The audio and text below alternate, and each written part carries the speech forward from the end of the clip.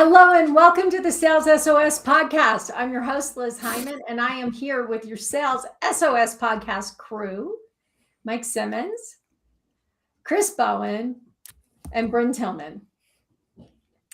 And we are, if you're here with us live, we are going to do 4 episodes. And the 4 episodes, the topic that we're talking about is what most CEOs and COOs are saying today, which is, I'm spending a ton of money on sales. Why aren't I getting the results that I want? So starting from there, we're going to have 4 episodes, and those 4 episodes are going to be, are my 2026 sales goals realistic? What does it really take to hit my sales goals? Will be episode 2. How do I accurately measure progress toward my sales goals, which is all about predicting, right, and forecasting? And how do I hold my team accountable successfully? So those are the topics we're going to talk about, and we're going to dive in right now to the first episode. And here we go. Hello, and welcome to the Sales SOS podcast. I'm Liz Hyman, your host. Well, let's just do that again because I clearly can't breathe. All right, let's start that over. Welcome to the Sales SOS podcast. I'm Liz Hyman, your host, and I am here with your crew, Mike Simmons, Chris Bowen, and Bryn Tillman. And today we're talking about the question that is on everybody's mind right now. I am spending a ton of money on sales. Why aren't I getting the results I need? And I think if we want to figure that out, we have to start with, what are the results you need? It's mid-January. We have all set our sales goals for the year. And we're all sitting there looking at them saying, are we going to hit those? Are we not going to hit those?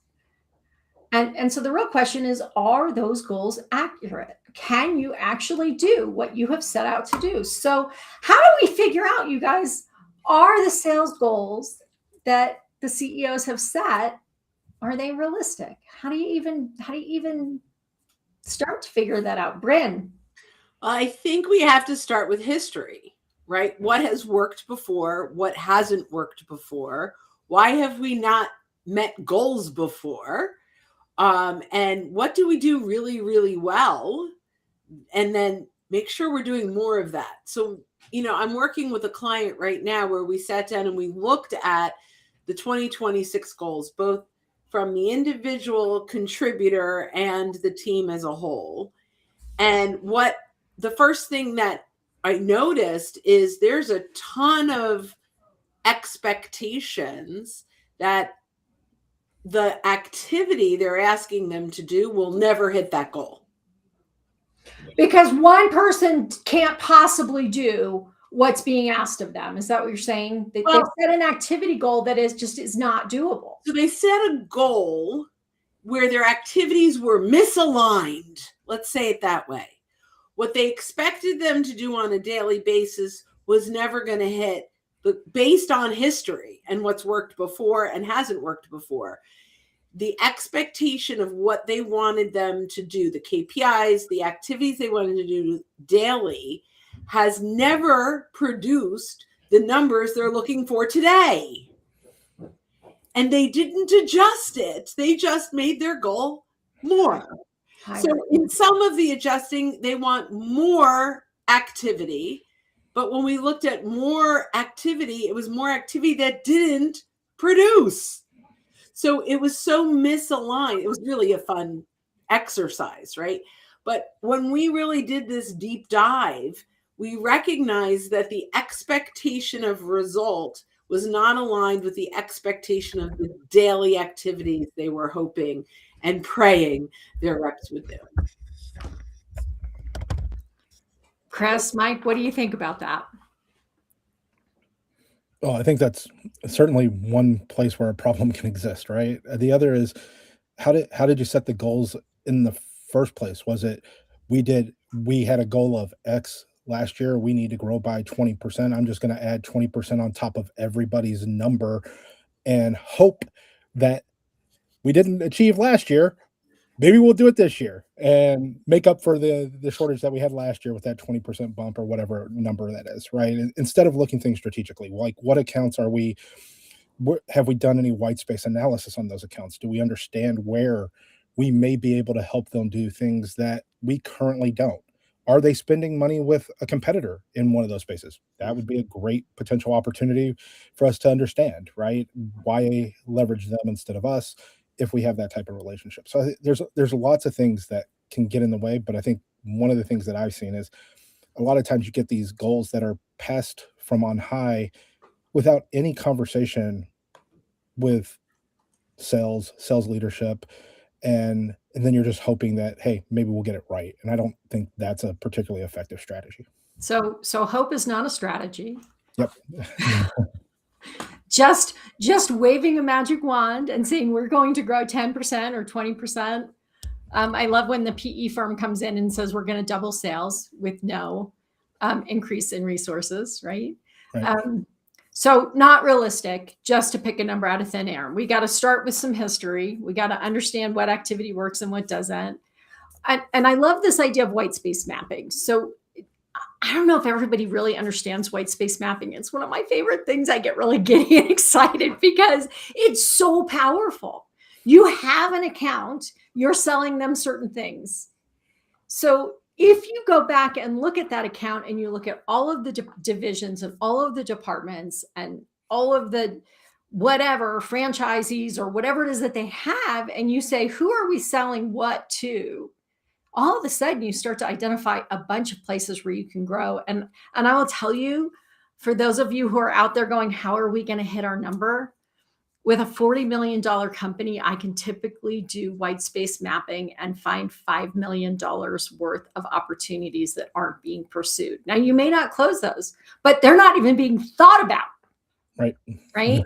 So if you want, it's a really good place to start with our existing customers. How much more business can we actually get? Mike, what have you got for us? I mean, everybody's kind of hit on the big ones. If you lack alignment inside the business, it's going to be hard for the business to hit objectives that are established, because many times those objectives are established based on someone's perspective, maybe something they heard at a conference, or something somebody on the board said that there are other companies that there are members of boards on are seeing these kind of growth numbers, or looking at the bench. The one that I love is when people look at benchmark for your industry, and what you forget is there's a bit of a difference between each of those companies that are in those industries, both from a maturity perspective, at all levels inside the organization, a size perspective, a market perspective. It's the biggest mistake I see on this side that happens over and over again, and it gets into that whole let's bump everybody's number up by 20%, is that you think even the outlier reps that had a really, really good year now are going to grow another 20% in the next year. And yet your mean for the reps across the board, it was closer to 5%, and the outlier pulled, or the couple of outliers pulled things up. So, know your numbers, and then work your numbers. And it really is that simple, but we make it more complicated because we get really super creative, because somebody says, well, what would happen if we did this? Alignment. Bryn, what you got? Can I piggyback off your white space mapping? Because I think this is really critical, and I have some things that we do around this. So first of all, where we see the big white space mapping opportunities, missing stakeholders, right? What stakeholders inside the organization are we not having conversations with? Unaddressed use cases, right? So there are often, we came in with one problem, but there are many other situations that we might be able to help out with that we haven't even discussed. And content gaps, which I think is a big thing for us. Like, what content are, because of where I serve, content gaps are usually a big white space. If I could just quickly go through kind of what we talk about when it comes to LinkedIn and how that can help. So account and stakeholder mapping and visibility. A lot of times we will say to our champion, who else should I be talking to internally? And they don't know, so they say no one. But if we hop into LinkedIn, we can identify who all the other players are. And instead of saying to our champion, who else should I be talking to? You could say, hey, Joe Smith works over here. I'd love to get a meeting with him. And Jane Doe over here, getting a meeting with her would be great. And here's the value. And my goal, champion, is to make you look really good. So I'm going to help them map this out. And, even if we don't do more work with them, I want to bring that value to your team. So that, I think, is really, really important. The other thing is you're going to get some real-time insights and signals from LinkedIn, like change jobs and things that are happening that can help us expand inside of a market. But ultimately, the most important thing, I think, is making sure we've got that multi-threading threading relationships. I'm not saying it right, but having, the whatever that 6.8 decision makers, that we've got relationships with them and we're connected and we're bringing value, with not always with the upsell in mind. So that's the last piece in this, is we need to detach from what that prospect or that client is worth to us. So yes, I understand that there are financial opportunities, but if we focus on the upselling, we're less likely to get the business. But if we focus on the upsolving, the business will come. So let me just jump in for a minute, because I want to kind of put some context around the stuff that we're talking about. So I as the CEO, or as the board, or as the leadership team, we sit down and we figure out what our sales goal is going to be this year. That goal is incredibly important for a whole bunch of reasons, right? One, it's important because I need to know how much revenue I'm going to make. But I also need to know how many people am I going to hire, and how much stuff am I going to order, and do I need new equipment, or do I need to fill equipment that we are, right? These things matter. So when you arbitrarily pull a sales goal out of thin air and expect that magically you're going to hit it because you said so, you're creating problems throughout the organization. So that's the first thing. So it matters whether my sales goal is accurate or not. So the second thing that we're sitting here talking about is activity. What activity am I doing? What activity is my team doing? Who is doing what that's going to lead us to this goal that we have set? Is there enough activity? Is it the right activity? Are there enough people doing the activity? Are there other resources required in order to do the activity? Can we afford to do this, right? So now I'm like, okay, so what's the activity that it's going to take to get there? And the next thing we start thinking about is, what about the accounts that I already have, right? And this is where we start talking about white space mapping. Have this account, how much can I grow it? I don't know. Are you there? Okay. Yeah. Oh, yeah. Sorry. And then the next thing is, oh, now Siri wants to talk to me. The next thing is, do I have some basis for why I made this decision, or is it just a wag? Is it truly just a wild guess that no one has any basis in reality? Or have we actually looked at all of the things that are going on, the history, what's going on in the marketplace, like Mike said, the capacity of the sellers that I have, the skill set of the sellers that I have? And am I working in reality? Let's face it. If you look at the United States right now, and this number, it keeps getting worse every time I look at it, but I think we're at like 40% of US sales reps will hit their goal. 60% will not hit their goal. And what Mike just said is that in most companies, right, 60% didn't hit their goal. 40% hit their goal, 10% sold so much more than everybody else that they made up for it. Maybe, if you're lucky. Yeah. So this isn't redoing this again and again and again doesn't get you close to your goal, right? So But- how do I know if that goal is realistic? Bryn, Just speak. really quickly, I'm We gonna can't see her raising her hand. She's like, Liz, let me speak. Okay. pick me. No, so just really quickly, and then I want to hear everything Mike has to say. I believe in 2026, this is the year of the referral. I think everything else is noise. I teach LinkedIn, and yes, content matters and all those things matter. But what is going to convert this year? What makes us stand out? All IP is now public domain. Before we were talking about Notebook LM, and there is a Chrome extension where you can download every single person's YouTube videos from the last 400 years. I know that was exaggerated, but you can, and then you can talk to it as an AI. All IP is open domain. The only way we're going to get sales is through trust and credibility. And in my opinion, it's through referrals. So the activity that all companies, unless you're transaction based, needs to focus on differently is this is the year of referrals. You need to strengthen your relationships and make sure you're leveraging them for internal introductions and external introductions and introductions into their other trusted vendors that we can build relationships with and then deepen our referral partners. Now, I want to hear everything Mike has to say. The answer to a lot of this stuff is not more.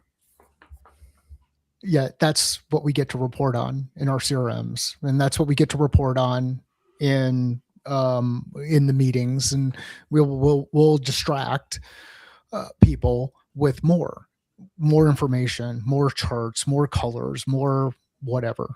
And the reality is, the way to attack any complex problem is to deconstruct it, break it down into smaller pieces so that you can create both a level of focus on the things that matter. And a lot of you out there who are listening to this and watching this and paying attention to it are thinking about, things like number of calls, or you're thinking about number of emails, or you're thinking about number of touch points, or you're thinking about number of proposals sent, or you're thinking about any of these kind of things. And what you're not looking at is, of those things that you do, which ones really work? What's your strategy? Like, we talk a lot about tactics, and that ends up falling into these giant checklists. And I can tell you, I've made this mistake before as a leader. I've added more stuff to the to-do list of my team by saying we need to do more. And the reality is, use the machines to do some of the more stuff.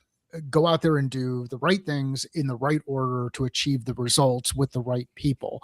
And part of that is, like Bryn talked about, the importance of referrals, knowing who inside your network, both inside your existing customer base and inside their organization, but inside your existing customer base and their network, who else should you be working with?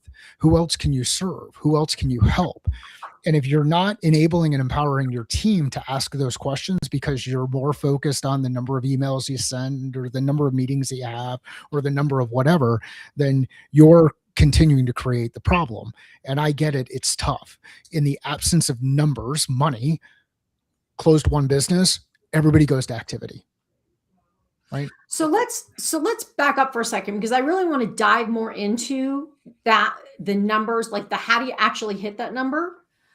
Let's go back to what we started with, was how do I know if this number is right or not? Like, how do I know? You don't. You don't until it goes. Think about what a forecast is. What's a forecast? Right now, this is my favorite question. Hang on, Mike, because this is really important. What's the difference between a sales goal and a forecast? Okay, so the sales goal is the target that you put out there. What's your objective? The thing that you're going to achieve, that you want to achieve at some point in time. At the beginning of time, when you go and create that goal, you're forecasting that there's a likelihood that you're going to achieve that piece. And ideally, you have some level of something to tell you that on something, that forecast is based on logic and based on data and based on something else other than, hey, you know what? In order to fund each of the projects that we've got to do this year, we're going to need to grow our top line by this percent. So let's just go ahead and do it. And then let's split that up based on the number of reps that we have. And if the reps can't perform at that level, let's just add a couple of more headcount in here, because that's going to fix it, because we know 1 + 1 always equals 2. And yeah, so there's the difference between at least from my perspective, the difference between a goal or target and the forecast. So on January 1st, your goal and your forecast are the same thing. It depends on it depends on which forecast you're looking at, though, right? So like Liz, I know you know this, and we go into a lot of detail with each of the clients that we work with on this. There's going to be, even though you come in at 0 on January 1st as far as the amount of sales, you don't come in 0 relative to the pipeline that you've got sitting out there, and then the probability of sale associated with that pipeline, right? So then you're doing a little bit of math in your head and on the machine and all the other things, but you're going through and you're saying, you know what, we've got this that's sitting out there. The one that I love is when you've got a rep who has a significant deal that will move the business at the end of 2025, but it leaks into the following year. And now you just add that number on top of their target for the year because it leaked in the next year. Like, excuse me, I won't curse. Are we kidding ourselves? We all see it and we know that it happens. So yes, on that first day, or when you put your planning together in September, October, you're forecasting a sales goal or a sales target, which is separate from the forecast that is that a lot of people will be looking at relative to what's sitting inside their CRM relative to total pipeline and probability of sale associated with it. That might be too nuanced or detailed. But No. It's perfect. So, hang on one second, Brent. So what's really important that Mike said, I mean, it was all important, but what's really important is that if our CRM is up to date, if we are all using the same language, and if everything is accurate, and the sales reps aren't just arbitrarily throwing stuff in wherever they feel like it, you actually can look at your CRM and figure out, if you have a 9-month sales cycle, whether or not you are positioned to be where you need to be 9 months from now. And that means in February, you will be able to look and see if you are positioned to be where you need to be in November, right? So that CRM that is so much noise and garbage and unreliable is taking away your ability to predict. And until it becomes accurate and a common language, that forecasting is no different than the wag you made when you said we're going to add 10% to everybody's goal this year. Brent, what were you going to say? Well, go ahead, Mike, finish and then so just one more piece on it. So as a sales leader or a business owner, whichever one you are who's out there listening to this, or as someone who influences them because you've got their direct access to them, ask them how many products or services you explored last year that you had all the intent to purchase, but ultimately decided not to for whatever reason. And ask yourself, what do you have on the horizon for what you're going to do next year that you have all the intention and you've set aside budget for, but at some point in time, you're going to go ahead and delay the decision because your number's not coming together. And then think about how that compounds across the market that you're working with. So it's not just like not only do you have your data relative to what your customers are doing inside your CRM, if you work with Liz and get things lined up properly, but you also have your data relative to the decisions you make as an executive team. And when you map both of those together based on what you're seeing in the economic environment, you can then start to say, here's where our additional risk is as an organization. But most of you won't. And the reason why you won't is because it's so much easier to just put a bunch of numbers on a slide and say, we grew by this percent or we grew by that percent, and hope. So anyway. Sorry. I just want to jump in on the difference between goal and forecast, because I like to simplify it. The sales goal is like aspirational, right? So it answers, what do we want to achieve? What outcomes are we aiming for? What what revenues are we targeting? That to me is the sales goal, where the sales forecast is what is likely to happen based on current data, which is just what Liz said, right? But what revenue can we reasonably expect based on our pipeline today, right? But also, the last piece I want to put in here is what are the gaps that exist or the risks that exist that can undermine that forecast, because that has to be part of the forecast, right? Okay. So let me just then follow up on that. What we need to know, again, going back to the data, if 50% of American sales leaders are not confident about their forecasts, that means 50% of American CEOs are not confident about their forecast. And even if your head of sales is telling you that they're confident, you need to double check, because they may not tell you, right? So you don't want to be surprised. The second thing that I want to say, and Mike said it and Bryn said it, there are two things that matter a lot in this. One is, what is the economic environment? And whatever your feelings are about tariffs, they will or won't impact your business in a certain way. Whatever you feel about, economic policy or fiscal policy, it will or will not impact your company in a specific way. And nobody really wants to think about economics. It's important. It's important because it will help you make judgments. Now, we can never predict COVID or something like that, but we can look around at the economic factors, the economic environment that we're in, and make some decisions. And I think the other piece of this is the markets. The market that bought the most from you this year may not be the market that buys the most from you next year. What's going on in the different markets that you're selling to? What's going on in hospitals versus what's going on in tech? What's going on, in whatever the different environment is, whatever the different market is, that vertical is facing a different set of pressures, and it's really important. Go, Mike. Yeah, when you look at this too, there's a couple of ways to look at numbers. I mean, there's this whole damn lies, and statistics, right? So, but when you look at numbers, okay, don't say nasty things about me because I'm a statistician. That just isn't nice, Mike. We haven't even gotten into the nasty yet. So when you look at the numbers, you might actually look at the detail inside your CRM, and you might actually find out that maybe one market only grew by 100K and another market grew by $1 million. But the market that grew by $1 million that everybody was really excited about ultimately only grew by 2%. And that market that grew by 100K grew by 50% or something like that, whatever it is. But you go in and you ask different questions of your data. And this is why I'm so optimistic about the technology that's coming online right now, is you ask questions of the data, then you can start to see things a bit different. Remember, confidence and competence are not necessarily directly correlated. Amen.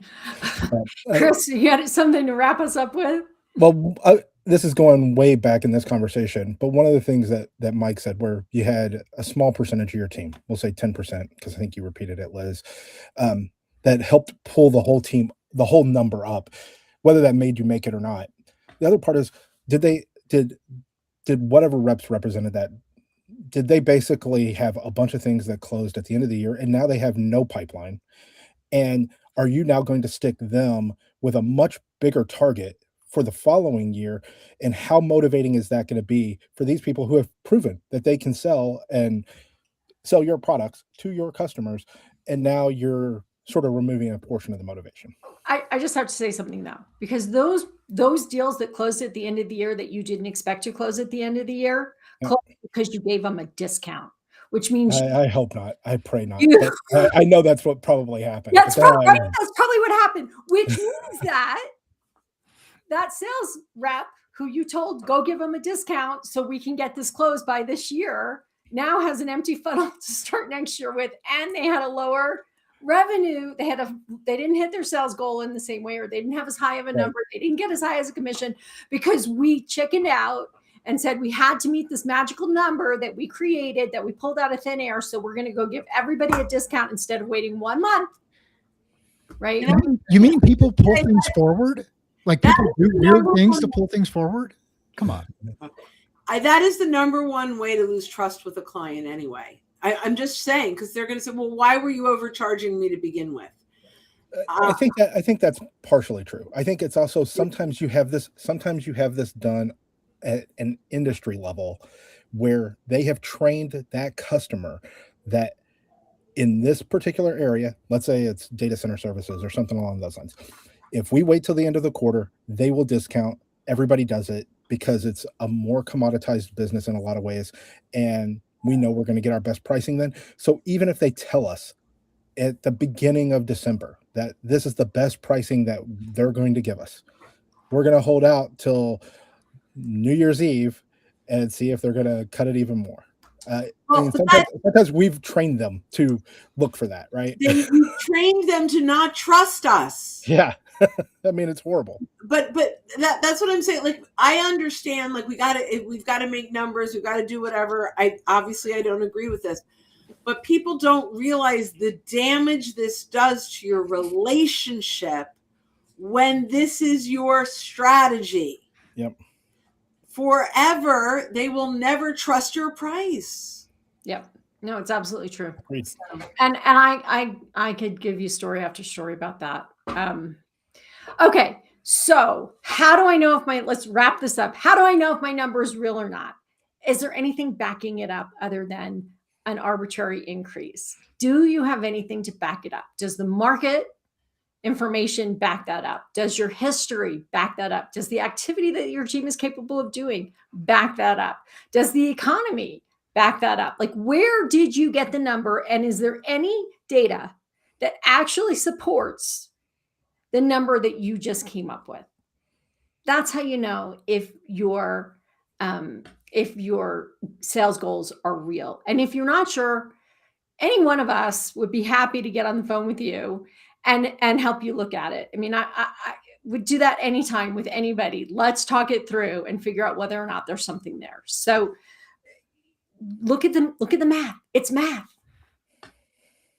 It's math. All right. If you want to talk more about this topic and you really want to understand how you're going to hit that goal, join us in our next episode where we're going to talk about what does it take to hit your sales goal. So thanks for joining us today. Okay, you ready?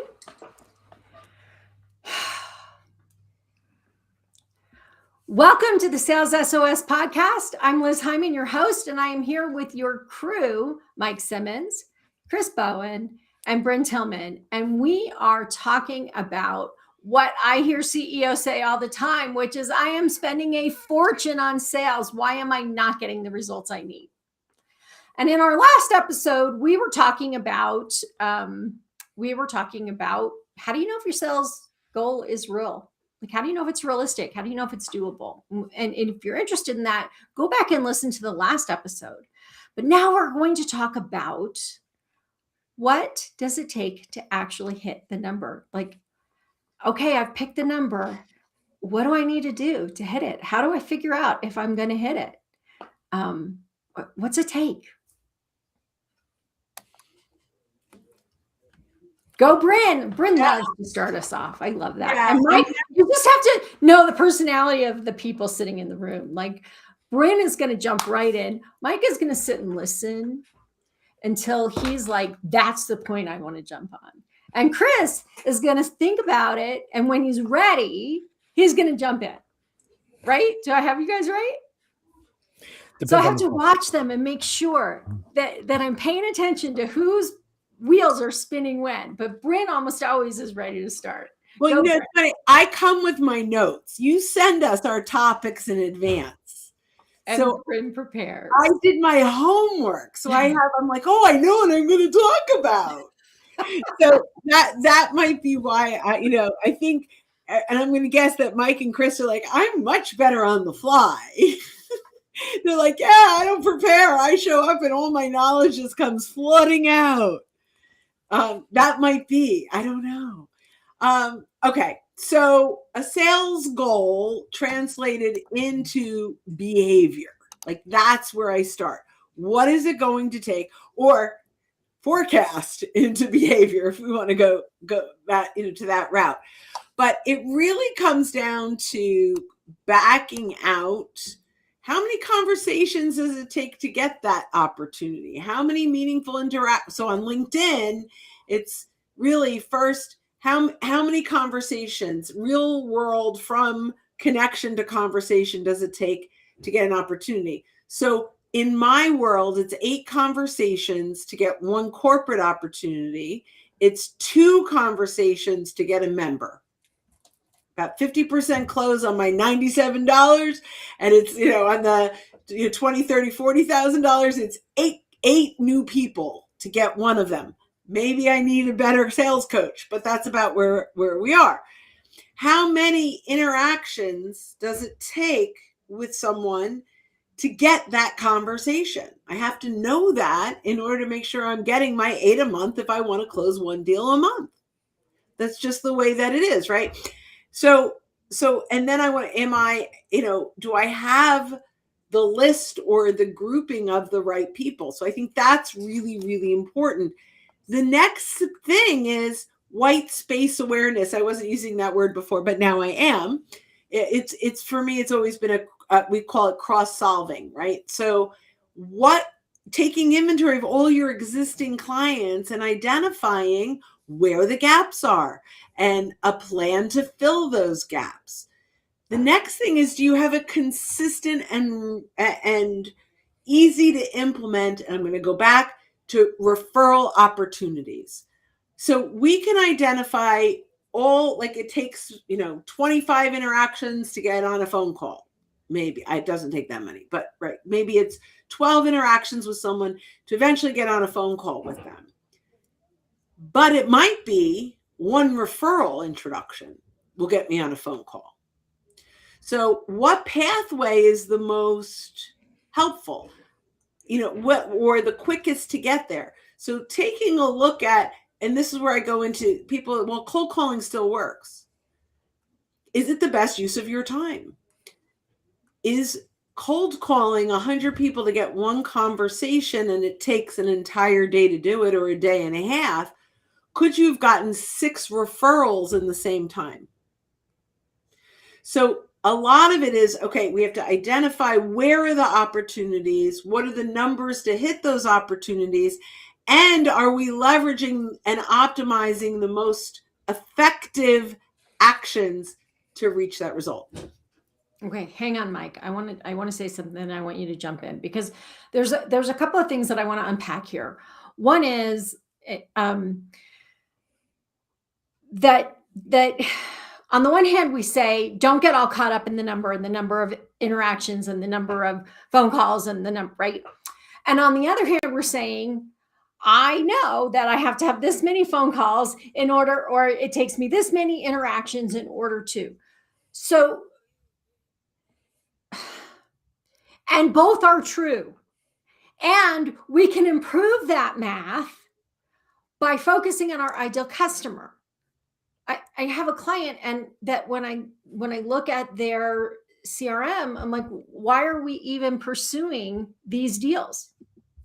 They're not worth pursuing. Stop wasting time on them. So having 100 interactions with the wrong people isn't getting me any closer to where I need to be. So Mike, I know that's where your brain is now, right? Did I get that right? Or are you somewhere else?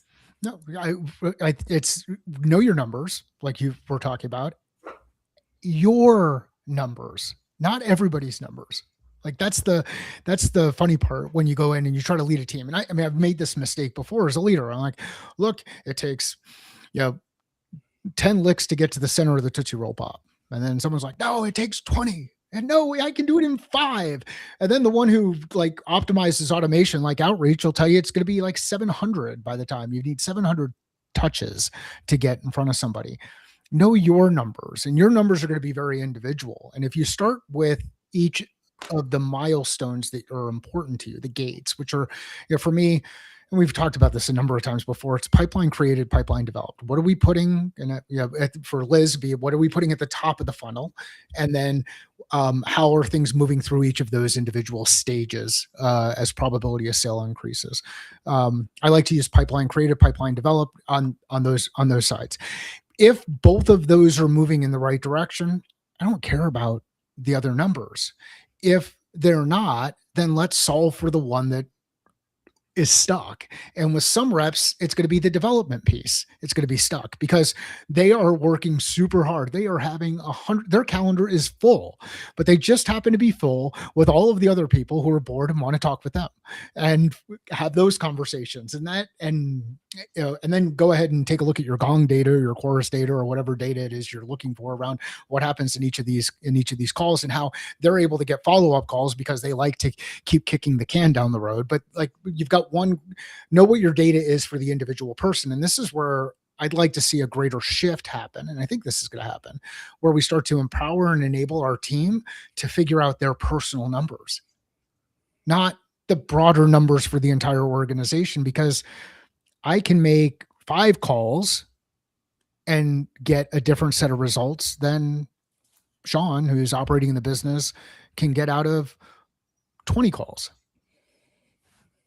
Because the 5 people I'm calling are people I already know, and like they're going to pick up and all of that other kind of stuff, right? So it's know your numbers, not your organization's numbers, your individual rep numbers. And I think that's where I'm optimistic that we're going to, because of the way that we can use data, we're going to be a bit more decentralized and not so centralized, which is part of the breathing and living of an organization. Okay, so first, we need to understand that nothing happens in sales if no activity occurs. So we must have activity of some sort in order for sales to happen. In some companies, that is all inbound. It's right. So it's all happening from the marketing side, driving people to the website, driving leads. In some companies, it's all outbound. Everything is a salesperson reaching out and finding someone to talk to. In some companies, it's mixed. So activity matters. We do have to have activity of some sort in order to hit our goal. I think another piece that we have to understand in order to be able to figure out what it's going to take to hit our goal is we need to know the truth about how long our sales cycle is. And almost everyone I ever get on the phone with tells me their sales cycle is 3 months. And what we discover when we start working is that it's 3 months from the time they submit the proposal until the deal closes, which is very different than what your sales cycle is. So that means if it's 3 months from the time they submit the proposal, that full deal cycle was 9 to 18 months of work before you got to the point where somebody said, yes, let's put together a proposal. And then if Renee were here, Renee would tell us they were probably on your site 2 years before they ever bought anything from you.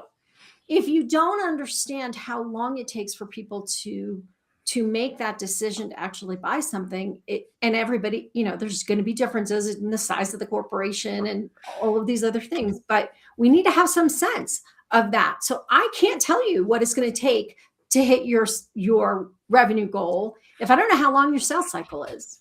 So if your funnel is basically empty and you have a 12-month sales cycle, you're not going to hit your revenue goal this year.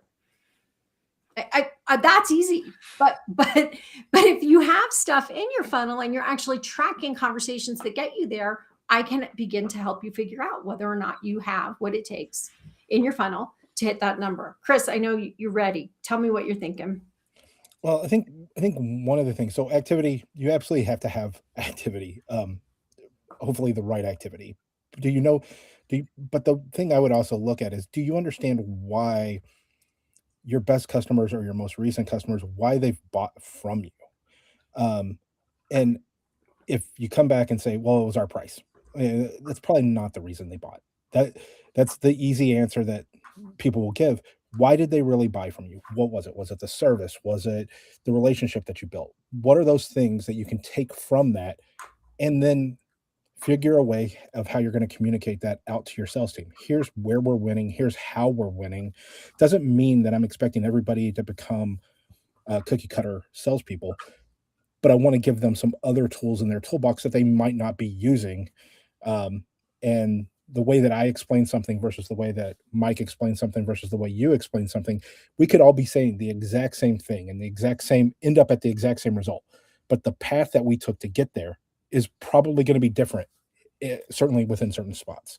So that's what I would say is, do you understand how you actually sold things in the past, why people have bought, and can you convey that back to your team? It's going to make it a whole lot easier for you to at least figure out what's real, what's not.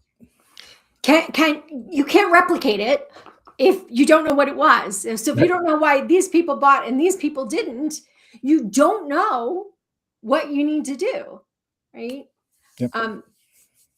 I think there's some other important things here that matter, right? One is how much activity does it actually take? So let me rephrase that, because we've said that before, but what I really mean is, are there enough hours in my day to do the work required to hit the number you gave me? Can I automate some of it? And does automating it help? Sometimes I wonder if all this automation and all these pings to people who are tired of being pinged by an automated system because they're just following up, right? So are there enough hours in the day for me to have enough conversations to put enough deals in the top of the funnel, to have enough conversations to get to the point where we can put together a proposal, to have enough conversations to make sure that proposal is going to get accepted, and enough conversations to make sure that that deal actually gets closed? What does that take?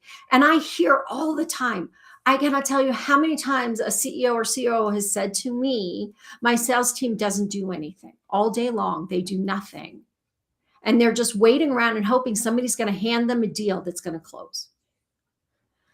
And I don't buy it, because I know what it takes. Mike, tell us, what does it take? Well, here's the beauty of that one. They do nothing except when you say, I need everybody to come in a meeting and go review your forecast. They do nothing except when you tell everybody to go in and send a certain report. They do nothing except, and what ends up happening is we as leaders add more stuff to our team's plate. Because we don't believe they're working. Well, and here's the worst part about it, I think, is we don't empower and enable our teams to push back and say no and ask the question, is this how should I prioritize this over that? Like, is this the thing over the other thing and the other 10 things that you've asked me to do? And, oh, by the way, when you go to the next conference and now this new shiny thing about us having to implement this other thing is now the cool thing that we're all going to do. And now we all move toward that. So be careful about reinforcing what you might call laziness across your team, when ultimately what you're doing is you're creating distraction across the team, all for the purpose of feeling like you're doing a good job. Like, yeah. So, and sorry, Liz. Go ahead. One thing on that, I think one thing that, and I've said it on here before, but everybody loves to believe that they understand sales, but they don't. If they're not doing the work, they don't understand all the stuff it takes to ultimately get to that deal. What they see is the outcome, and they're like, oh, I could do that because I was on one call of the 11 that rep had in the past month. I was on one of them, so I understand exactly what he did. Right. No, I think right. And why don't we just let the engineers do sales? Well, it's kind of like telling people how to parent their kids when you're walking around Target and you see a mom walking around with a crying baby.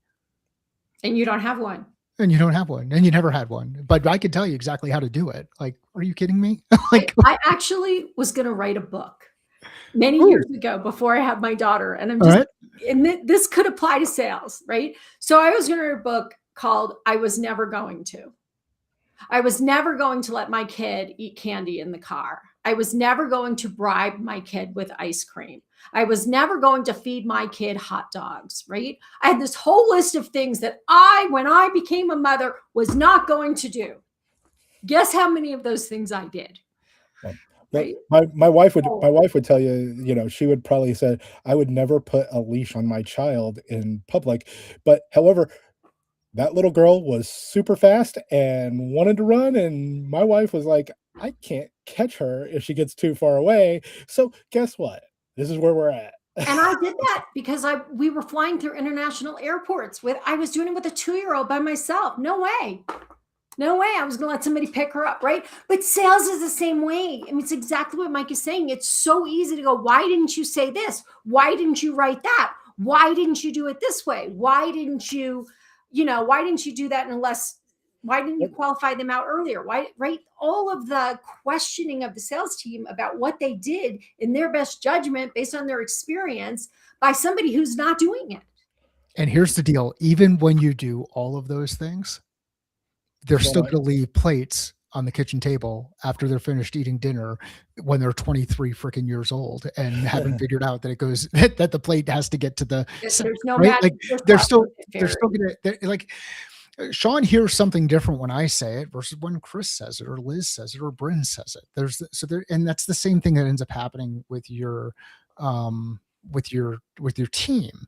So if the message isn't landing either way, maybe it's time to shift the messenger just to help with perspective. Yep. And or shift perspective. And a good way to do that is ask more questions. So if I could just say, I just put a post out about this Top Gun Maverick. Great line. It's not the plane, it's the pilot. That's it. That's all I wanted to say. Very good line. Yeah. Well, it's like me with all these golf clubs. If you notice, I've always got a different golf club that's in my hand. You know what? Most of them are putters. And it's not that the putter doesn't work. It's that, well, one, I like collecting them, but then two, I'm mentally broken sometimes when I'm on the golf course. Right. And we have bad moments as salespeople. We make mistakes. We have bad moments. We're not, every salesperson isn't perfect all the time. And sure, looking back, you could say it could have been done better, or why did you say this, or why did you that, or why didn't you ask this? And it doesn't matter. So let's go back to what does matter. What does matter? What is it that my team needs to do in order to hit their goal? What is it that I as a leader need to do? And I want to go back to something Mike said earlier about, we drag our team into these pipeline review meetings and grill them about their pipeline. And I cannot, let's get 5 people in the room, my team together in the room, and grill them all while the other ones are sitting there about what's going on in their pipeline. 1, it isn't useful. 2, it's a waste of everybody's time. And 3, if you wanted to do a pipeline review that mattered, your conversation would be, where are you in the sales process? What are you going to do next? And how can I help you? And let me tell you how I know this works. And I've told you guys this story before. 30 years old, managing a team of independent contractors who had been alive longer than had been selling longer than I had been alive. And there was no way I was going to grill them on their pipeline. We doubled our revenue in 1 year. Actually went from negative $200K to $1 million in 2 years, right? And it was because every single conversation was valuable to them.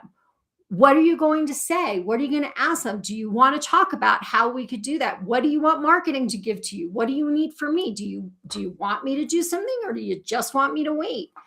If all I'm doing is saying, tell me what's on there, tell me what the numbers are, what is closing, what's closing, why isn't it closing, why didn't you do anything? Nobody wants to be in those meetings. Nobody gets anything out of those meetings. That it's just one more thing that is wasting time. My favorite one of those ones is, here's what I would do. Yeah. Based on what? Like based on what? Amazing bit of insight. Considering that before we walked in the meeting, you didn't go look at the CRM and see that my CRM was up to date and all of my numbers are in there and next steps are already in there along with dates, but you didn't look because you'd rather have a meeting. So here's the secret. If you're in a room with 10 people and it happens to be in a room, make sure you are like at the end of the table because sometimes the leader will go clockwise and sometimes they'll go counterclockwise, and they might be lucky enough that they'll spend enough time with each of the people before you before you have to talk. Or if you're doing a virtual one, make sure you show up just a little bit late after the meeting, because you're the last one on the screen and you won't get asked for that. So that's my pro tip for the day. I was going to say, I think one of the things also is, if you haven't already had, for anything that's, let's say anything that's progressing through that sales cycle, if you haven't already had a conversation with your seller about something that's fairly far along, where you're starting to use other resources, whether those are delivery resources or technical resources or something like that, and you haven't had a conversation with them around even the basics of how they think that deal is going to go, I think that's a big problem. Like, have those conversations, like understand what they're working on.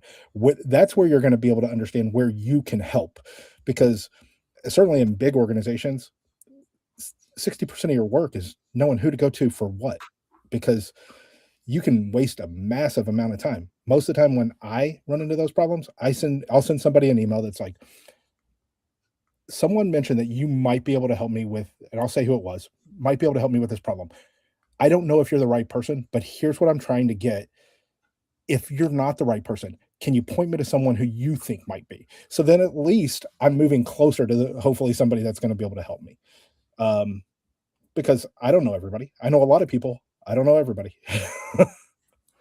Okay, so let's go back to the original question, which is, and we're going to wrap this up because we've been on this for almost a half an hour now. But let's go back to the main question, which is, when the top question was, I'm spending a fortune on sales, why aren't I getting the results I need? And within that, the question is, what will it actually take to hit the sales goal that I set? And so we've talked about a bunch of these things, some of them in the last episode, some of them in this episode, but one is, how did we do it before? Like, what did we win? What did we lose? Why did we win it? Why did we lose it? What did it take to get there? I need the history. I need to know what it actually takes to close a deal. I need to know who my ideal customer is. I need to be able to figure out the math. Next, I need to look at the economy, right? I really need a good look at what's happening in the economy and how is that going to support or inhibit my goal, my progress. The third is to understand your buyer's industries. What is going on in those industries? I cannot figure out whether or not I'm going to hit my goal or what it will take to hit my goal if I don't know what happens if I don't know what's happening in the industry. I need to understand what actual activity is required for my salesperson to hit their goal. Can they do it? I can't tell you how often I look at somebody and go, I don't think one salesperson can actually do all of that. And they're like, well, sure. Like, okay, you want one salesperson to grow 5 accounts and open up 20 new ones. That's a lot, right? When we're talking about multi-$100,000 deals. Is that possible? Can a person do it? And then you go, well, I got Joe over here that does it. Okay, well, then what is Joe doing that enables Joe to do this that your other team members aren't doing? So you have to know what it takes. And then you can make a decision about whether your salesperson can do it. But if you've just increased your salesperson's goal, you haven't increased the price, you haven't added additional resources, you haven't gotten better products that sell more easily, you haven't done anything. You've just magically want them to sell 10% more. What are you doing that's going to support them selling 10% more? And if you haven't figured that out, they're not going to hit 10% more. And if it's 10% and then 10% and then 10% every single year without any support to do it, they're going to go somewhere else. So thinking about what does it take, you need to understand the math. And that math calculates in different ways, but you've got to understand it. Is there any last words before we wrap up this segment, this episode? Just a hello and a thank you to a couple of people who are in the chat that I completely wasn't paying attention to. Kimberly Price, David Cook, thanks for joining us today. So nice. Thanks, you guys. Thanks for noticing, Mike. I didn't notice that we had people in the chat. We were so busy. So, well, it's an exciting conversation. I mean, it's one of those things we're passionate about because we don't want you to waste your time. We don't want you to waste the team's time. We want you to be successful. And if you can't be successful for whatever reason, at least be realistic about why you can't, and then adjust appropriately, because it impacts a lot of people and a lot of people downstream. Yeah, I want you to be successful. I want CEOs, I want owners to watch their dreams come true, not decrease their revenue goal for the 5th year in a row. That's so fun. All right. In our next episode, we're going to be talking about how to accurately measure progress toward your goals. So join us in that episode if you'd like more information on that. And thanks for joining us today. Okay. So are you ready for our next episode? All right. Welcome to the Sales SOS podcast. I'm Liz Hyman, your host, and I am here with your Sales SOS podcast crew, Mike Simmons, Chris Bowen, and Bryn Tillman. And today we're talking about what I hear from CEOs and owners all the time, which is I am spending a fortune on sales and I am not getting the results I need. So one of the things that we have to understand in this is, are we tracking toward our goals? So if as a CEO, I have set a goal and I need my sales team to hit that goal, I need to know whether they're tracking toward that goal or not. Because if I don't know until the last minute, I can't fix it.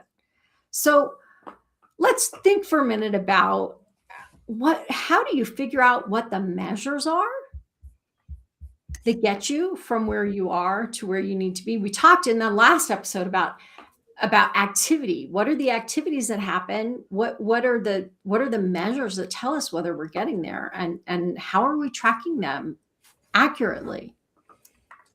I think it's having the right KPIs that are actually moving the deal forward, not busy KPIs, and not a lot of measured KPIs. And I get a lot of pushback when I talk with some clients, like, well, so we're implementing a LinkedIn and Sales Navigator program.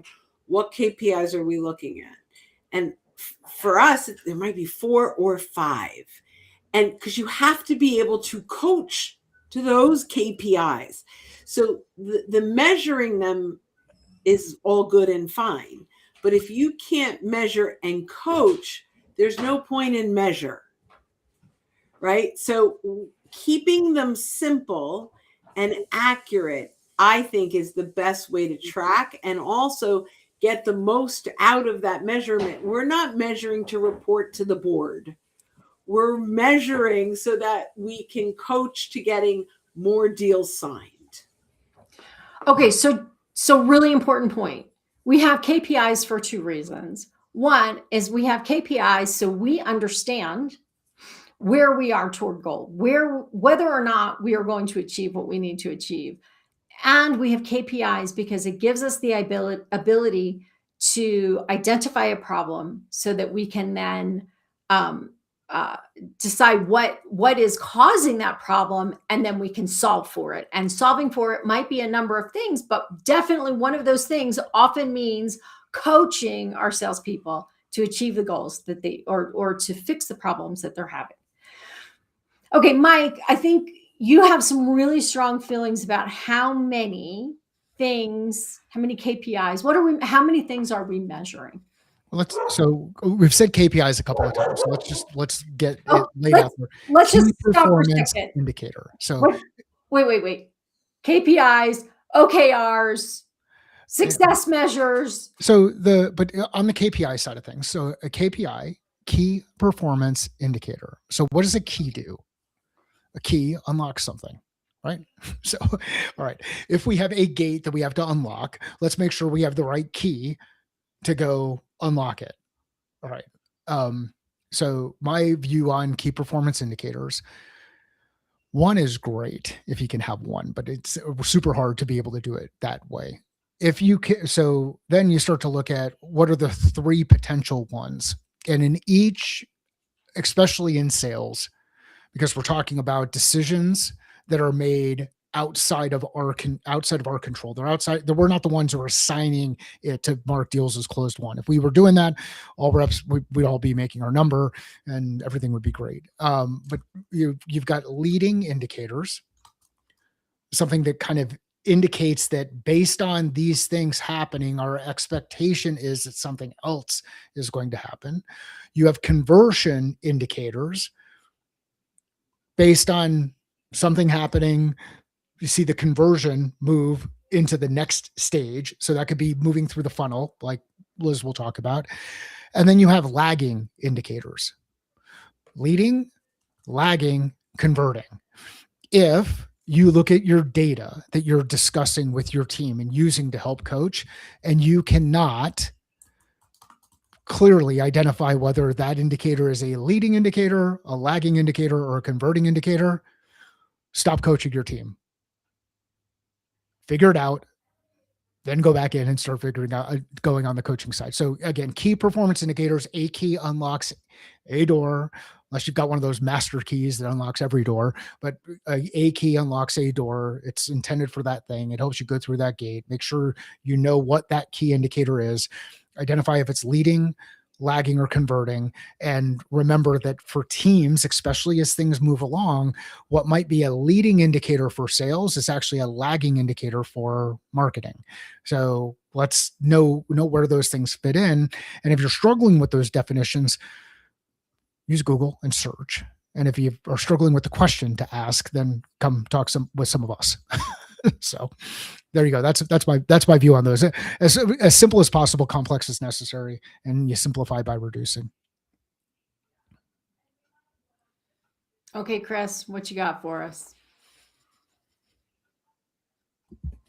And I always think when you're trying to measure progress is, do you have an understanding of how long it actually takes for things to happen within your organization? If you're selling large equipment, your sales cycle might be 18 months. If you're selling some services, it might be 2 weeks, right?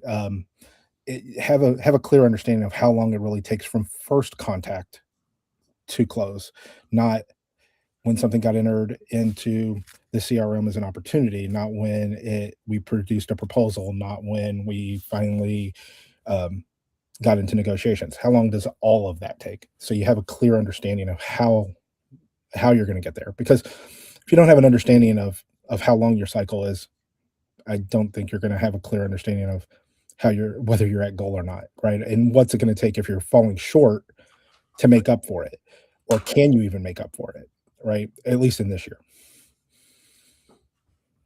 Oh, I think you're absolutely right. And I think this whole thing about what happens when we're not where we need to be is really important. So we're moving along. I set a goal. It's June, and I'm like, ugh, this is not tracking. We should be here by now, and we're not there. Then what? Like, one, how would you know? Well, one, you might know because you just didn't hit the close number that you need. Two, you might know because there's not enough momentum, which is my favorite word that Mike was talking about before. There's not enough momentum in the deals in the funnel. They're just sitting there stuck. Three, there just isn't enough in the funnel. Four, there aren't the right things in the funnel. So they're not our ideal customers. They're probably not going to close, right? So I can look at some of these and go, I'm here. It's June 1st. I'm now in a panic because we're not on track. Then what? Yeah, hopefully it's not because your boss had a board meeting and now everything gets to roll downhill because he didn't have the answers. He didn't have the answers that he that he wished he had for that call, right? So that unfortunately, I don't know how to fix that. me either. I don't know how to fix that somebody gave you a number and you just have to hit it. But You fix But it. what are the You choices? fix it What with do you you do? fix it with communication. And if you're communicating and you find out that the communication isn't landing, then you fix it by leaving. Because it just isn't. And thanks, Brent, for laughing. It's hard. It's hard to leave. I understand it. But if you're going to sit there and you're to manufacture fit inside the organization, then I mean that's on you for making that choice as you go through. And I understand there are a number of things that ultimately end up influencing it. Like some people aren't fortunate enough to be able to work remote. They need to work in an environment where they go into an office, and not everybody can. Some people are limited on where they can live, and all of those other things and whatnot. But the one of the key pieces here is if you got to June and you're just now realizing that you're not going to make it. Okay, now it's time for you to bring a group of people together and say, where are we going to be? Because we have to reforecast. And that reforecast is going to be really important for the health of the business. Because if we don't, we're potentially going to run out of money, or we're going to end up having to do whatever else it is. So we may have to reforecast, and that's going to be tough. Then lay out your indicators, those numbers that you're going to use to help indicate that you've got a hand on the wheel. Because one of the biggest challenges that ends up happening, especially when you have to reforecast and do all this stuff, is people will start to ask the question, who's got the hand on the wheel of this business? Because if the CEO can't answer the questions with the board, and you can't answer the questions with the CEO, and your team can't answer the questions with you, and whoever else can't answer the questions there, then I don't know what you're doing all day. And if that's the case, then you got to go back through and reevaluate, hey, what are we doing all day? And I know this is harsh and it's tough and everybody keeps adding more stuff to it. So there's a reason why I have wrinkles, gray hair, extra weight in my chin and my gut and all of those other things. Like the stress is there and the stress is real. But you're not the first one to ever deal with it. And you're not the last one to ever deal with it. And there's a process that you can go through. And Liz and Bran and Chris are walking you through those things, those questions that you can ask to help reveal the pieces. But if you're in June, it's time to reforecast, and don't do it alone. Because if you do it alone, the likelihood that you're going to miss on your reforecast is super, super high. Okay. Sorry to be a downer. Like no, it's true. It's true. And I think a portion of that is if it's June and you go by a calendar year, then yeah. But who knows? Yeah, sorry. If it's June, your fiscal year ends in June. Well, then okay. really. Then you should have known ahead of time. So then the question becomes, did we not hit our number because the number wasn't realistic? Did we not hit our number because something happened that we didn't expect? Did we not hit our number because there are so many drags on our salespeople that they just aren't able to get their work done?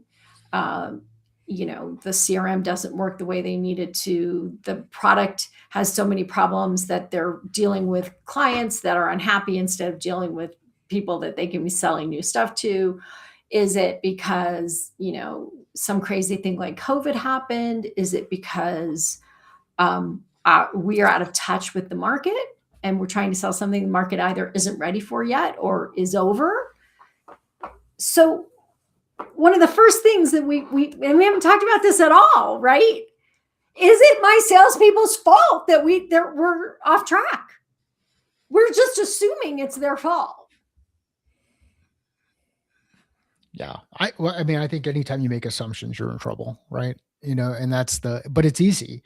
It's super easy to point the finger at somebody else. Like it's not product's fault because product didn't deliver. It's not marketing's fault because marketing didn't deliver. It's not sales fault because sales didn't do whatever. And I think if you shift the focus of your business and get everybody, this is a Jocko Willink thing with extreme ownership. You get everybody to take direct ownership, which goes back to the Stoics. So let's take personal ownership of what we're doing. And there's a book out there that I think is super interesting. It's it is, and the name escapes me, but the one of the taglines in it is who, not how. So, how do we get the right people doing the right thing and then give them the space to go do it? And when it doesn't work, ask these 3 questions, or when things are moving along or you're engaging with them, ask these 3 questions. What's working? What's not working? Where are you stuck? And if you do that in an environment, a team environment, and remind people they don't have to have an answer to all 3 of those. Like if everything's working and nothing's not working and we're not stuck, then don't say anything. But this becomes an area where you can really get into collective intelligence of the team working through some things. So think about who, not how. And is that Dan Sullivan? It is Dan Sullivan. What's the title of the book? I think it's Who, Not How.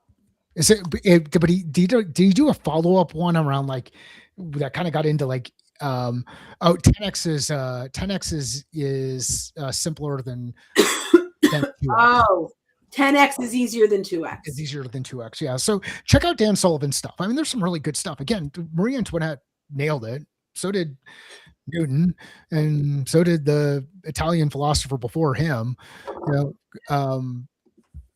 There's nothing new except what has been forgotten. Heck, it's in the Bible. There's nothing new under the sun.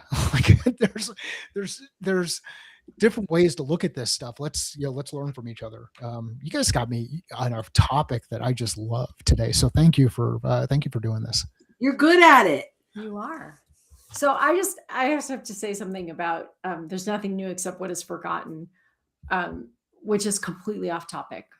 But I want to remind everybody that there is a reason that in the 60s and 70s, we had all of this really manipulative and pushy sales training stuff going on. And then there were a handful of thought leaders who wrote books and started to really help people rethink what selling is about, that selling is about solving problems, and that good salespeople take care of their customers, and that repeat business comes from good sales practices, right? And we've always had sort of this barking in the background by the people who are saying, go out and push and go out and manipulate and go out and create, always whatever. But what's happened recently is that a lot of young men, particularly, have discovered some of these old writers that we put away and said, this isn't good behavior. This doesn't get long-term results that you want. This may get you short-term results, but it doesn't build long-term lasting relationships. It doesn't, you don't get repeat business. And if what you're hearing sounds brand new in sales, but it also sounds manipulative and pushy and disrespectful and arrogant, don't do it. We already proved it doesn't work in the long run. So just don't do it. Okay. Can I just piggyback off this? Because I won't say what company they were using for sales training, but when I got into this company and we started having huge success in getting first calls, but they weren't progressing. And I'm like, my only job is to get you to hello with the right people. Your sales trainer needs to do the rest. So what how are you running the first call? Well, they're leading the call with Bant. So what's your budget for this? And literally I listened to 3 or 4 calls and the answer is always, for what? Like, I don't even know what I'm buying yet. So to your point, there is outdated, mostly 70s sales training that has not adapted to the new world. 3 more pieces to this, really important. They are taught, never give away free consultation. Well, guess what? All IP is public domain. With LLMs, you can answer any question. You have to give away free consultation for them to know that you're the right person they want to work with, not just for the answers, but how you worked with them. to get them those answers. So they are being taught still lessons that were taught pre-internet, pre-email, pre-fax machine, right? Like when there was no place else to get the content. You can get all the content. And now with Notebook LLM and a little extension from YouTube, you can download this. You know how I found this out? I had a client that said, we downloaded every single one of your YouTube videos into our LLM, and now we're asking you questions and we're really finding success with it.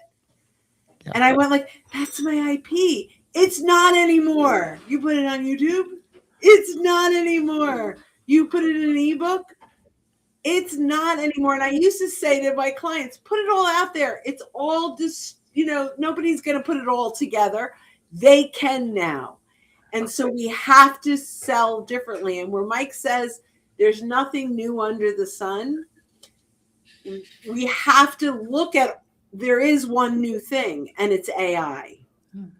That is new under the sun. That is a new way that our buyers are buying. And to that we have to adapt. So it's the thing about it, like I was Annie Jacobson. Has anybody read or listened to any of her stuff? Do you know who she is? She did a really interesting book on Operation Paperclip, on Area 51, and on what would happen if there was a nuclear war, kind of stuff. It's definitely not. This is not the nighttime reading before you go to bed type stuff. This is let's really go into the minds of different people who are operating in different ways, shapes, and forms. And one of the things that she shared, and I didn't know the background on this, but the background on the computer was that they had humans who were computing information. So there was a person who would go in and do all the calculations, and that was the compute in this area. And then ultimately you got to the point where you were able to get a machine to start to do some of these things, and you were able to do these things at scale. And then you get into like branching scenarios and learning and all of that other kind of stuff. So the speed at which people have access to information is absolutely amazing. And that has absolutely changed and shifted. It's this new technology that is really powerful. And I got into an argument with my family and relative to the business because of the amount of content I put out there. And they're like, why would someone pay to work with you on this stuff? They can just go out and watch it on YouTube, and they can go see these things, and they can see the whiteboard, and they can do all of that kind of stuff. Well, then we got into a discussion around just any of the content. And it's true. You can go do it. Here's the thing. Everybody has known how to get healthy for a long period of time. Everybody has known how to do whatever for a long period of time. But there's a difference between knowing how to do something and actually doing something. And then there's a difference between knowing how to do something, doing something, realizing that it's the right thing for you or the wrong thing for you, or the right thing for your customer or the wrong thing for your customer. So if you happen to come across one of those sales trainings where you feel like you have to take a shower afterwards, it's probably an indicator that you're doing the wrong thing. And you've been slimed. Yeah. And it's just, it really is. It's disgusting. It's disgusting. And it's unfortunate. But that's also part of the whole TikTok generation type of things. Like shock value. I went out and I did this thing and this worked, and whatever. And then everybody goes out and tries to do it or whatnot. And so this is why I think we and the people who are listening to this need to operate in a, sounds guilty, but we need to operate as leaders out there in the marketplace, demonstrate good behavior and help people move along. And when people do bad behavior, publicly out them, share in the background, hey, there's a different way. And actually it's going to work a little bit better over the long term. So yeah, no, it's good. It's I'm super excited I'm very happy I'm on this marble at this time. Because you get to see some really interesting things and participate in some really interesting things. There is. All right. Well, that's going to wrap up this episode of the Sales SOS podcast. Really, it's important to figure out, where are you in the process? Are you going to hit your goal earlier rather than later, so you can make adjustments, whatever kinds of adjustments they are, whether it's adjustments in what the team is doing, whether it's adjustments in what the outcome is going to be. But if you are not tracking it accurately, you cannot be prepared for the result. So thanks for joining us for this episode of the Sales SOS podcast. And in our next episode, we are going to be talking about how to hold your team accountable. So join us if you'd like to talk about that. All right. Are you ready? Okay. Welcome to the Sales SOS podcast. I'm Liz Hyman, your host, and I am here with your Sales SOS podcast crew, Mike Simmons, Chris Bowen, and Bryn Tillman. And this month, we're talking about what every CEO or most CEOs are saying, which is, I'm spending a fortune on sales. Why aren't I getting the results I need? And if you're having those conversations or those thoughts, you're in the right place. We're today going to talk about how do you hold your team accountable to achieve what you want them to achieve? So you're investing all this money. You've got all these salespeople. How do you know what they're doing, what they're supposed to be doing, and how do you hold them accountable? So I have lots of thoughts on this, but I'm going to let the team start. Mike, do you want to start us off on this one? The big thing for me, don't think about it as holding your team accountable. Help them hold themselves accountable to whatever the thing is that they agreed to. And the only way that they can agree to it is for them to say, yep, I agree to it. And this is not signing off on our, what's the thing that everybody likes to do, that mutual action plan or the mutual map. Yep. So this is not that. It can relate to it in one way, shape, or form, but you go through and you ask the team, like, hey, how are you going to get there? What needs to be true on your side to get there? And then give them the tools and things in place for them to report that information back. And if it's working, let them keep doing it. If it's not working, then coach up and start to change. But I think it's taken me a while to get here. And it was a couple of years ago that I finally started to kind of see the unlock. It was not about me holding people accountable. It's about them holding themselves accountable to what they committed to, and then giving them the space to go out there and do it. Go ahead, Bryn. So I think, and I'm going to keep it pretty simple. I think we have to just define personal success drivers for each rep, right? So holding someone accountable, like there are things I will never do. No matter how successful they will make me, I am not cold calling. I'm just not going to. So if you say to me, all right, well, how you're going to be accountable for those cold calls. And even if I say, okay, boss, I'm not going to do it. I'm going to find every reason not to. So one of the things we talk about a lot is, a lot of sales trainers will say, you got to get uncomfortable, get outside your box, do things you would. And I say, let's fill your box. What do you do really well that's successful? And for some folks, it's, I'm really good at having the first conversations and I can do that through referrals and I'm really strong at that. Great. Then you're going to be accountable to your success measures, your drivers, your success drivers. So I think before we get to accountability, we have to make sure that what we're holding them accountable, they're willing to do and is something they're good at and it's something that will convert.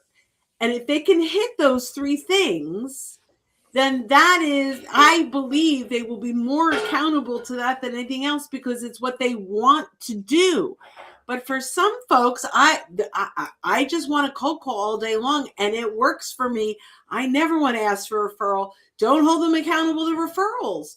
So, we all need to be anchored probably in the same outcome goal, like our department needs to hit this, but each rep, can have their own individualized leading indicators and lagging indicators. Thank you so much, Mike.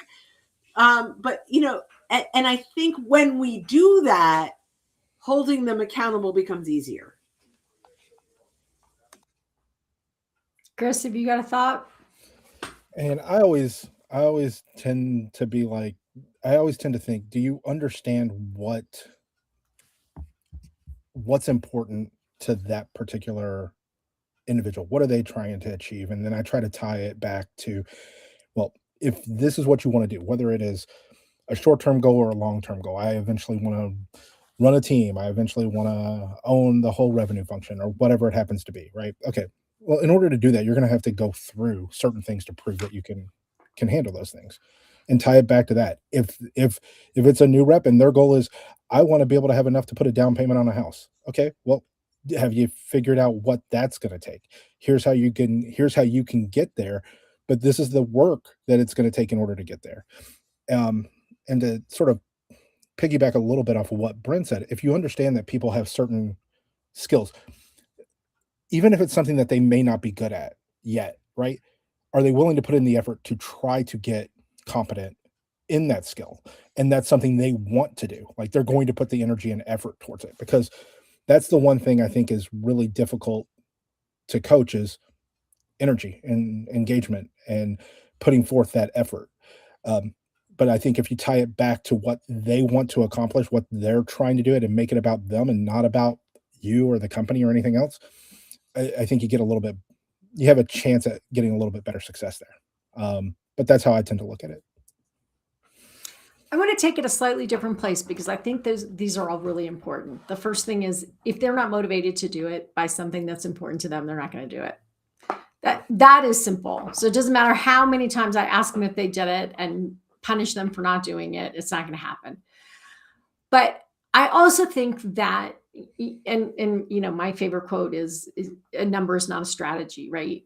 Just because you put a number in the air doesn't mean anybody knows how to get there.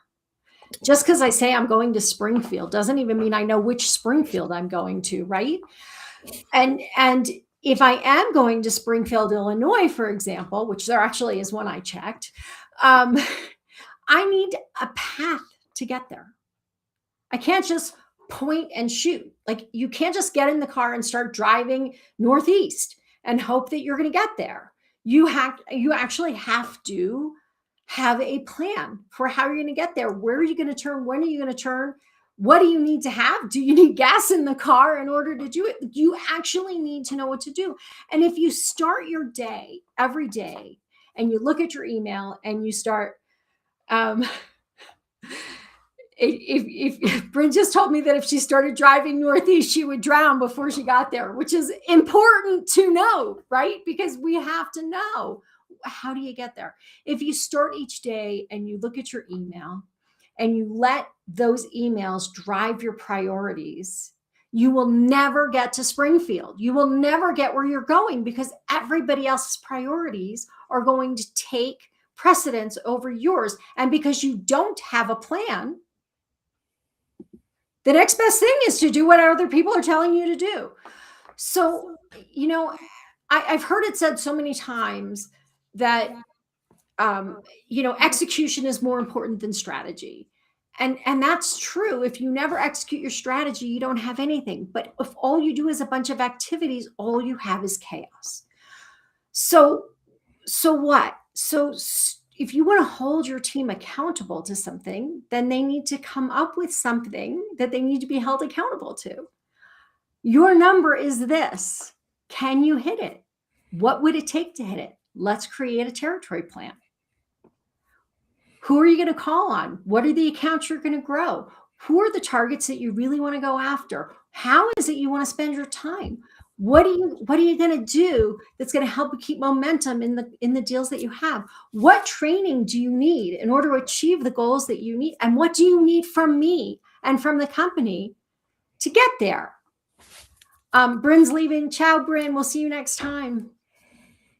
So now when I'm having a conversation, I can hold my salesperson accountable to the plan they made. So I can have my KPIs and I can try holding them accountable to those KPIs, which is great. But let's look back at the plan you made. Are you getting where you want to go? Are you following your plan? And is your plan working? And if it's not working, then what do we need to adjust it? I love having a roadmap. I think it's really powerful. And I think that often we get stuck because it's another blank slate. I can do whatever I want today. What should I do? Because that roadmap, turn left, turn right, go here, doesn't exist. So I now have Chris and Mike looking at me like I'm nuts. What do you got for me? I don't think you're nuts. I mean, for me, the thing I coach people on is the game plan. Goal setting and execution through clarity and focus. Goals, actions, metrics, execution. Like just operate in the context of 2-week sprints. 6 2-week sprints is the equivalent of a quarter. When we go through the sprints, we can evaluate, did the work? First, it's did we do the work? Because if you said you're going to do something and you're unable to account for it, then yeah, no kidding, it's not going to work. So like, be honest with yourself, like to account for accountability, to account for.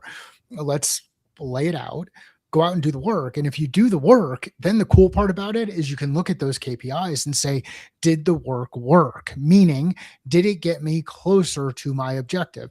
When I'm driving to Springfield, am I working my way to where I need to go, or am I drowning? Because now I've got data points. If the work didn't work, then the next question is, have I given it enough time to work? Because sometimes it takes a little bit longer.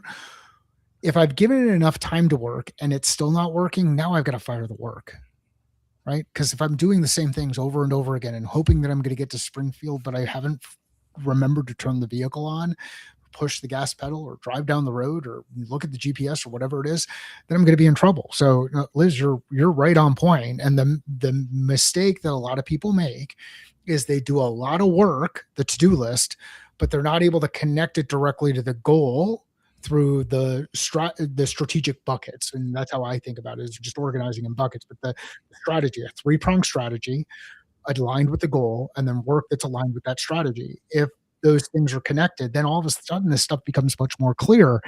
And the cool part about it, when you work together as a team and you use something like a whiteboard or Documented or Miro board or MindNote or whatever it is, but you mind map this stuff out, then when somebody comes up with the shiny stuff, you can go show the board and be like, where's your shiny thing fit into this plan?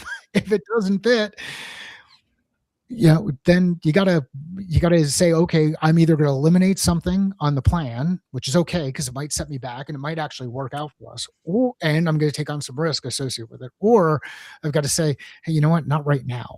This is not the time to add that new thing. So, Liz, I think you are on point. Nice work. Chris, what do you got for us? I mean, I think it's always around clarity, right? Like, you know what you're trying to get, you know how you're trying to get there. How are you going to know that you're on track, and how do you know you're not? If you already know you're off track, okay, how are you going to get back? What is it going to take? This is going to be a rehash of what we've already sort of talked about, but what are the accounts? What are the people that you're selling to? What is those conversations? How do you know that it's important to them, or going to be important to them potentially in the future, right? What are you doing that's going to give you that credibility and relevance to that organization and that person? And if you can't figure that part out, you got some basic work to get done first.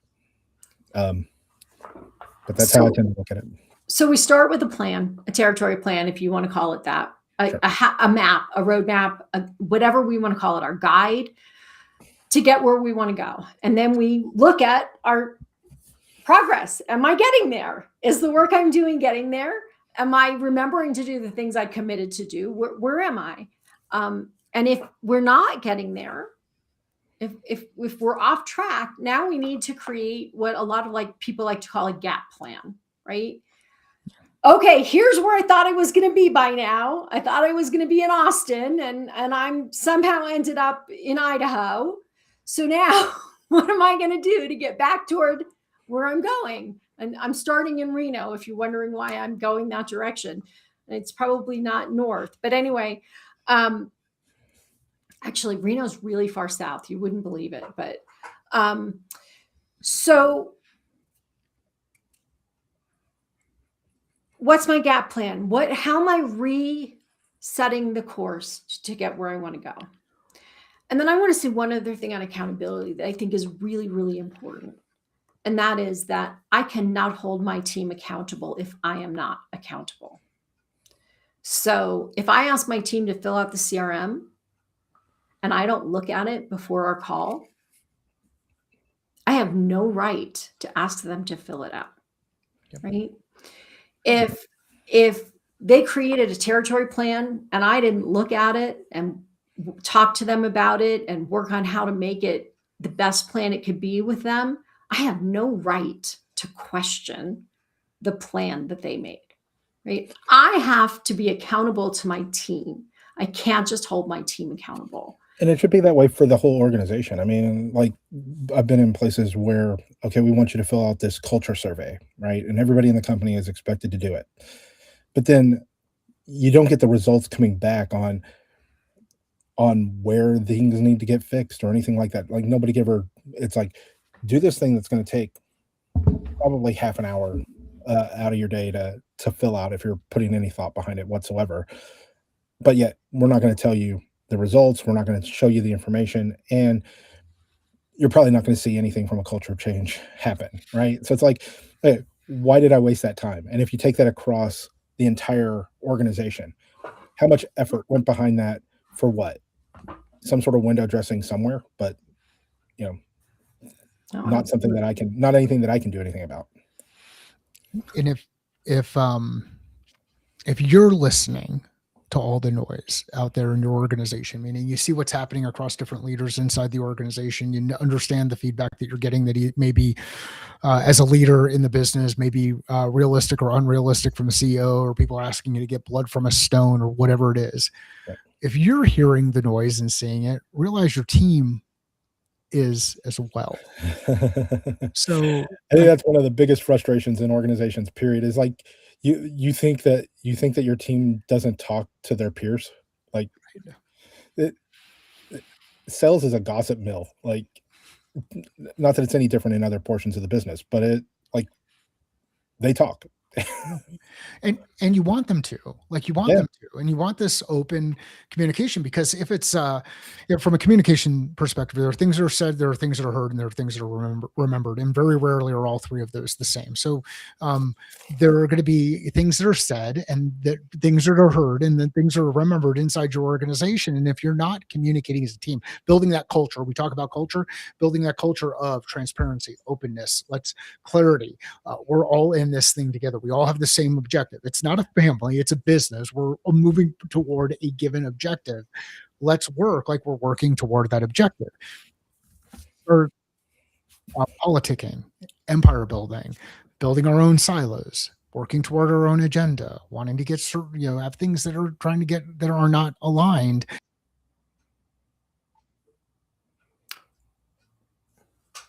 Hang on a second. We just lost Mike in the middle of a sentence. Let me see if I can figure out how to get him back. There he is. We lost him.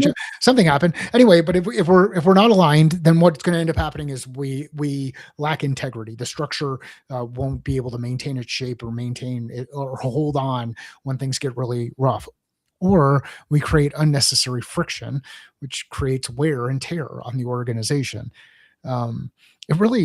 It's very simple stuff. It's hard though, and we make it complicated because everybody's got like 6 inches between their ears, and there's a lot of stuff that's going on inside there. I want to say another piece about this accountability and culture.